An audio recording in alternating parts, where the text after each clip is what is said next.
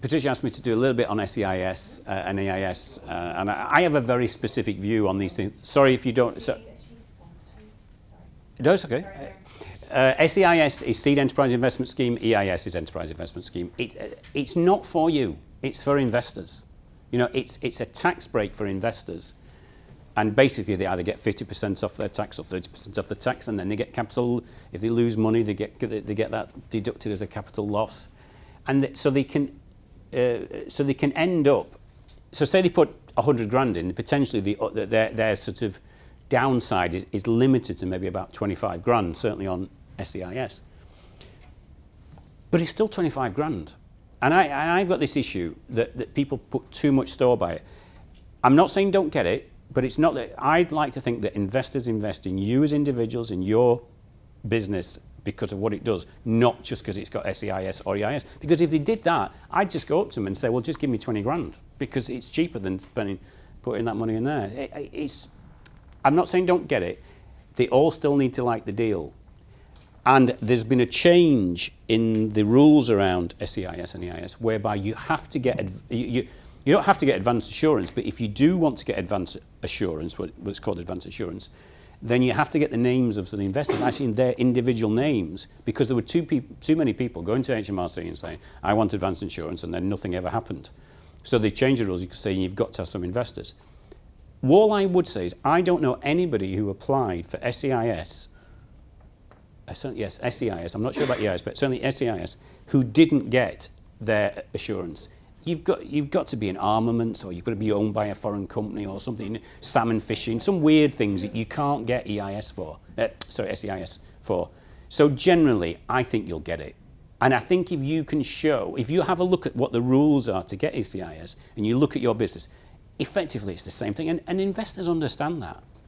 So that's my view on SEIS. How much to raise? As much as you need to do what you want to do, and that's a bit. And this 20% only giving away 20% at certain times. I just think there's a danger with that idea, because if your investor wants 25% or 30% and you say, no, I've got this 20% rule, I'm not giving away more than 20%, or I'm not selling more than 20%, you may not get any money, and you may not raise the money ever. And it's always this thing, but because you're always thinking about the next raise and the next raise after that. I'm more of a mind, and this is just my opinion, that you need to do what you need to do to get to the next stage and see how it goes. And if ultimately you never sell your business, but you have a great business, you have a great business. So not all businesses are going to be unicorns. And all I would say is that if you believe that you've got an investor and it's a fair valuation, I'd seriously consider it. That's all I would say. So, right, that's got that out of the way. Grants. Have you got the time? It often takes a long time to do paperwork. It takes a long time. Generally, it takes a long time for them to make a decision, and you may not get what you want in the end. And if you really need a grant to run a business, have you got a business? I know that's a bit negative, and I'm trying not to be, but if you can't run your business, if you can't commercially raise funding, then I'm not sure, or you need ongoing grants all the time, then do you really have a business? Because basically you're getting the taxpayer to subsidise you. I think grants are good, particularly in R&D, research and development, particularly where you might not do it otherwise. But I'll run you through a few grants that there are. Most grants at the minute come through this organisation called Innovate UK. It used to be called the Technology Strategy Board. It's now called Innovate UK. That's their website. They typically have an open market grant on at any time. There's one at the minute that ends next week sometime. But they've already put another one on that finishes sometime in March, I think it is. There are a lot of sector-specific grants. I'm just going to show you a few that are on in a minute. But just before I do that, Business Growth Hub's got some innovation vouchers. 5,000? Yeah, up to £5,000. If you are doing research and development and you've not claimed back R&D tax credits, you need to get someone who's, for me, you can do it yourself, but there are companies who specialise in claiming back R&D tax credits. I haven't put them all on here, but there are many providers of that. And there are still, I think, some manufacturing textile grants within I know this isn't really a manufacturing textile group, but nevertheless there are some manufacturing textile grants. Oh, no, well, yeah. Yeah. One quick question on the grants, but are there companies who just do that, like Grantry? There are people. That's their job. There are people who will work on a success fee type basis, claiming grants back. Is it worth looking at that option? You're physically not doing anything; they're doing the job. Yeah, there are. When it was the TSB, a lot used to go through, and then suddenly the government just went, no, and instead of being like 80% getting through, there's about 25, 30%. So it took a lot of people was put off doing it. A lot of it is down to how you write it, and it's the words that you say, and getting the right words to meet their criteria. Let me just show you. These I went on today just to see what there is. So there's up to 150 grand for things to do with digital alarm monitoring systems to help people with complex needs manage risk at home. Then there's 8 million, not 8 million for one person, but an 8 million grant for commercial digital health solutions, of which there are a lot around. And then there's 23 million for batteries in cars. These are just, and there were, I can't remember how many there were. There must have been about 20 on there today. So if you're going to write a proposal to get particularly some of these, like this 23 million quid one, you've got to write it properly. But so the companies who do that, they are specifically trained to write, to do, yeah, they've got experience in getting and knowing the way it's how you write it. It's not, you could get two businesses exactly the same and write them differently, and one will get it and one won't. I know a few people who do things like that. I don't know all their success though, and you might be better just looking. There's a place in the Northern Port called MadLab. Oh, MadLab, yeah. And they run courses that help you to understand the right way to have these grant applications. So even if you were to go with someone like Grantry, you know, even doing like a free course with them just to understand what the process is. So when you do talk to Grantry, at least you know whether they're good. Yeah. Right. This is that is what I've done mainly on debt, on equity, on grants. I know it's not covering every single possibility of funding, but hopefully it gives you an idea, particularly around the Northwest, that there is quite a lot of funding out there. This final section, and there's only about 2 or 3 slides here, so don't need to worry, is what you need to ask yourself when you're looking for funding. And there are 4 questions I always ask people. How much you want, what you're going to spend it on, how much money you're going to make, and when. Because if you can answer those questions, that sort of says, of all the sort of funding that we've talked about on here, what you should go for. So, I don't do many, actually I do lots of drawing, but this is what I think is important. And I just think it's relevant. Forgive me if you can't see this too well. That is profit, that is loss, that is time. I do 3 graphs, that's all, 3 lines. That is what you would call a typical business angel type curve. Okay? So it goes down, so it loses money, and then at some point it turns around, starts making money, and angels tend to be interested in 3 things. When that point is, when it breaks even, i.e. not a profit, not a loss, and how steep the angle of that graph is. Because the second curve is this one, and that's what's called a BBC, a boring bank curve. Okay? We're no bankers in today, have we? No, good. Right. I've done this with bankers in it, I don't mind. These guys don't like this, because these boring bankers think, oh, but it could go like that. Oh, and I'm really worried. And these guys don't like that, because it takes too long and it's too boring, it's not exciting. And they say, you've always got to know your audience when you're doing this sort of thing. So, and this is my 3rd one. This is what I call my Viagra curve. Now, the reason for that is that, for those who know, Viagra was not a drug used for its current uses. It was used it was being tested for people who had the danger of having heart attacks. And only when the side effects became more relevant did it change its purpose, shall we say. And obviously took off. But for every medical type thing that there is, about 950 go down the toilet. So I've got to be honest, I don't work in that sphere. And most, graphs are somewhere up here, or some can be, it's not always a straight line. My point being that depending on your forecast and what you think you're going to do and how much money you want, where you think you're going to be, Are you on the business angel curve? Are you on a a boring bank curve? Are you in the middle? And it's something I talk about quite a lot. You don't always have to get all your funding from one person. In fact, often you don't. You'll get a cocktail of funding. You might get a bit of debt, a bit of equity, a bit of maybe even a bit of grant. So depending on where you are on that curve or where your curve is, will sort and therefore how much money you need in order to get on that, then it will determine where you are. Because obviously some of the funding we've talked about doesn't start till, say, 25 grand. Some stops at 100. If you need 150, you can't go for your 100. Or you could go for 100, but you'd need to get some more from somewhere else. Sorry. So that's what when I talk to people about funding, when I'm trying to get them funding, I always ask them those questions. And if they don't know it, then I'll help them to work it out. So what you'll need, I have rarely, in fact never raised money for people unless I have some sort of business plan and or a pitch deck, depending on whether you're pitching to angels, a profit and loss forecast and a cash flow forecast. Because ultimately funders want to know they're going to get their money back. They either want to know they're going to get the money back with interest, or they want to know they're going to get the money back times a multiple, 3 times, 4 times, whatever. So I'm only going to talk about business plans and forecasts. This is my view, and I know lots of people do business plans, pitch decks, whatever, in their own way. This is my view. Ooh, that's really small, sorry. History. If you've got a history and it's good, then put it down. If you've run some businesses and stuff, put it down. If you've run 3 businesses and they've all gone bump, I probably wouldn't mention it on my business plan. Just me. But one? I don't actually think one business got, well, Richard Branson had businesses that went bust and he's did all right. So it's not a bad thing, but if consistently you've had businesses going down, I'm not sure it's the best thing. But if you've got a history of what you've done, as I said before, people invest in people. So a history is not the word thing. This is how I do mine. The problem you solve, and if you're not solving a problem, for me, there isn't a business.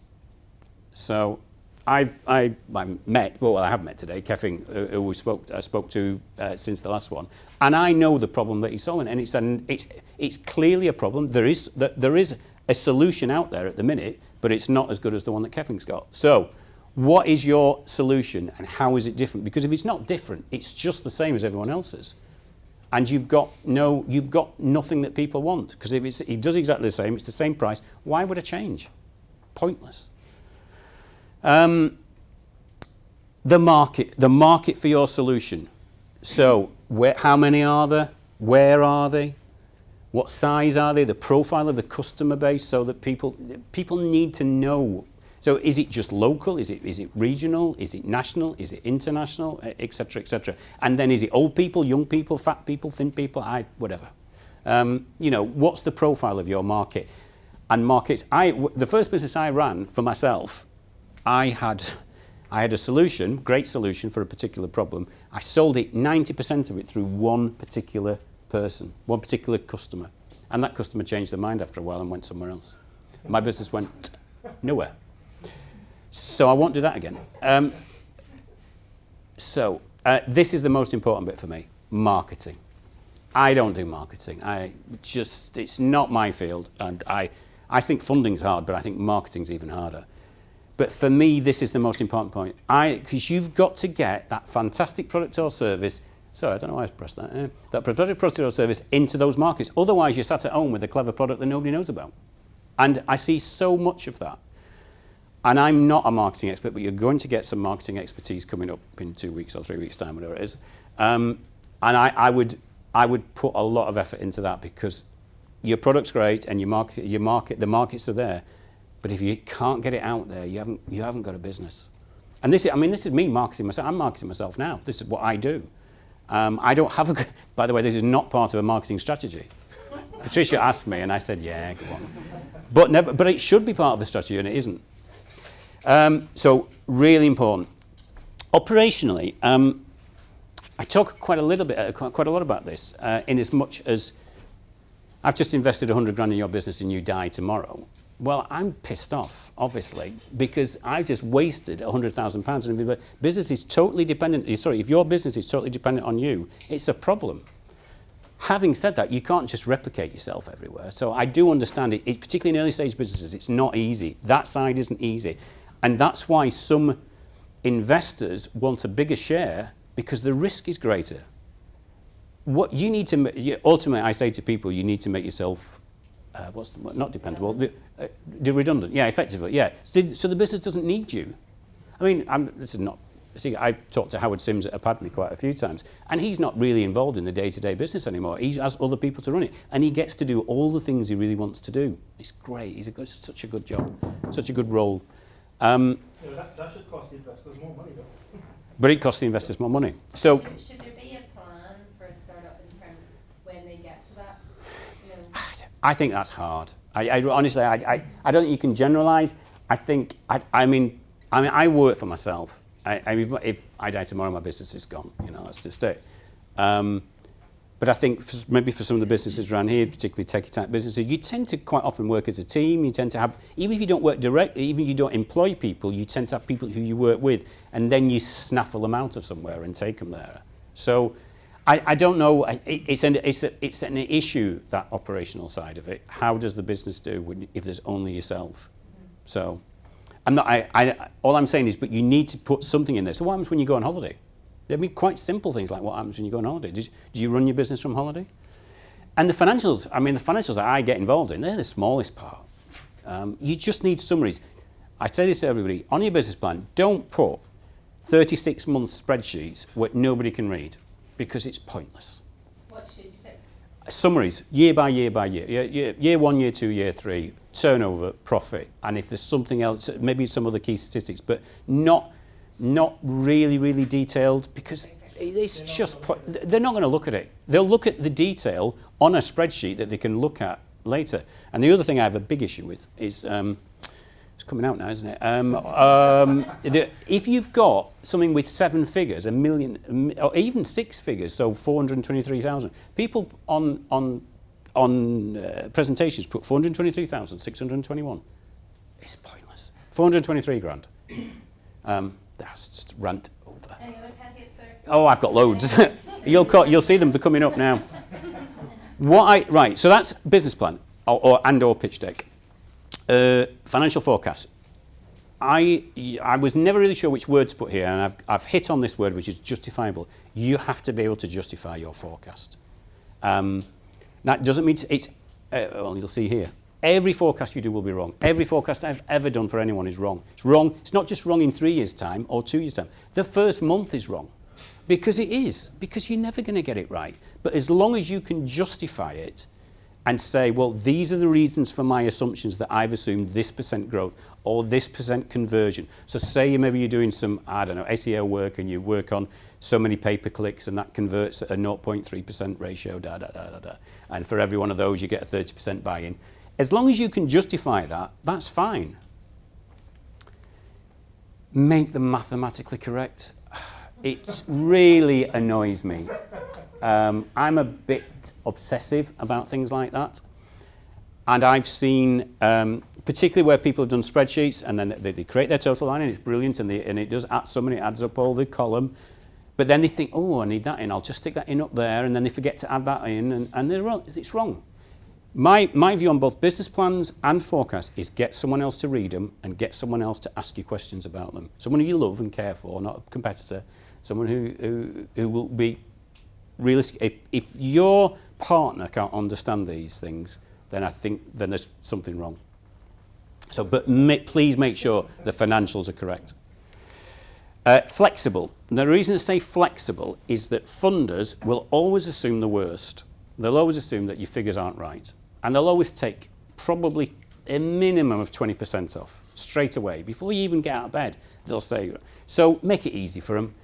I tend to, I always have what I call a driver's tab on my spreadsheets, and everything, well, not everything's linked up, but things are linked back to it. And then if you link a particular cell back to an overall percentage, which you obviously put in at 100, and then you just change that to 80, and then it'll just flow through, just like that. You asked me, Patricia, about what other beefs I have. I have another beef about people who put in high prediction, low prediction, realistic prediction. They have three things. Yeah. Because which one do you think they're going to look at? They're realistic, I'll take that one. No, they'll always look at the low one. because they're pessimists. That's just the way things are. And then they'll take off 20%. And then they'll take off 20% of that. You're absolutely right. So just put what you think you're going to do. Let them adjust it up and down. Just believe in what you believe in. Yeah. Yeah.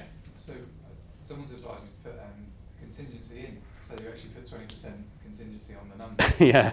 Would you suggest that that's a bad idea because they'll already take off 20%? To be honest, I think on sometimes I think on things like on sales, I think it's a bad idea because I think you have to believe in what you believe in. Otherwise, saying, well, I'm right, but I might be wrong by 20%, and then think, well, if that's wrong, what's everything else? I think on costs, sometimes costs are a bit more difficult, and therefore putting in a contingency, a little contingency, particularly early stage, I don't think is a bad thing. Put in maybe a 10-15% contingency on costs because sometimes that's really hard when you set up to work out all what your costs are. Whereas your sales, most people around here are salespeople. They know what they're going to sell, so it's a little bit easier. So I wouldn't, because most of the funders I know will automatically take 20% off everything you do. Legible, yeah, that's just if you are printing stuff out, make sure it is legible. And on the spreadsheets that I do, I always have a summary of key issues and assumptions so that they don't have to ring me up, so it's dead obvious. And remember, I'm a big cash person. I'm a big cash person. Cash is more important than profit. Because as I said before, when we were talking about selling to Tesco, which arguably you've made 10 grand in that month, and that profit and loss says 10 grand, you're minus 10 grand. So cash is everything. Businesses don't go out of business because they don't have enough profit. They don't make enough profit. They go out of business because they don't have cash. So cash is king. Finally, right. There is money out there. Hopefully I've got over to you that there's a lot of money out there. I know it's not easy. There's a lot of money out there. You have to work hard to get it.